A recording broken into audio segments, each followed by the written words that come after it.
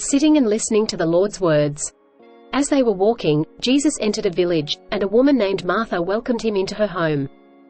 She had a sister named Mary, who sat at the Lord's feet and listened to his teaching. Martha was distracted by all the preparations that had to be made.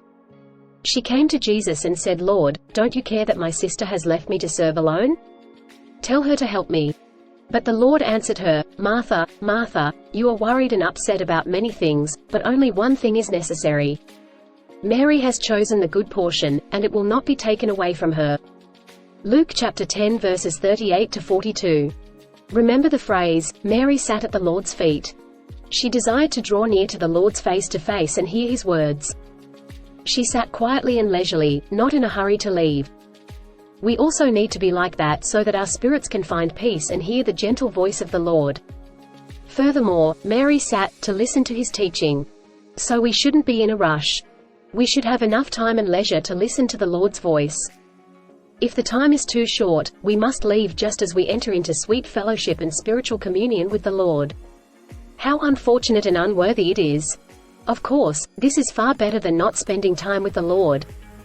Only one thing is necessary. What about Martha? She was busy with many preparations, and her heart was troubled. Her spiritual condition was not very good.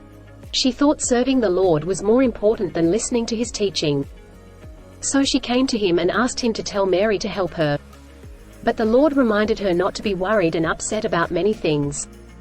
Those things were not necessary. Only one thing was necessary: the good portion Mary had chosen to sit and listen to his words. The Lord delights when we first leisurely read the scriptures every day, pray, and draw near to him, rather than busily working and serving. There is only one thing that is necessary every day. We may skip a meal, but we should never go a day without hearing the Lord's voice.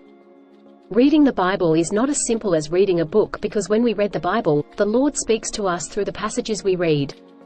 It's like he is personally speaking to us and explaining the scriptures, helping us understand his heart more and more each day. This is what the Lord called the good portion. It is the portion of every morning, a kind of enjoyment rather than a duty. The Lord also said it will not be taken away. In other words, we should treasure the opportunity to draw near the Lord daily. We shouldn't let anyone or anything in the world take away this precious time. The devil, being cunning, understands this very well. So he tries every possible way to use many seemingly important things to make you give up this portion and take away your time to draw near to the Lord in the morning. We must not fall into his trap. We should determine to diligently keep this time to draw near to the Lord every morning, setting aside everything else and focusing our hearts on communing with him. When you pray, enter your inner room, close the door, and pray to your Father, who is in secret. Matthew chapter 6 verse 6. When drawing near to the Lord, we must close the door, consciously, shutting out everything from the world.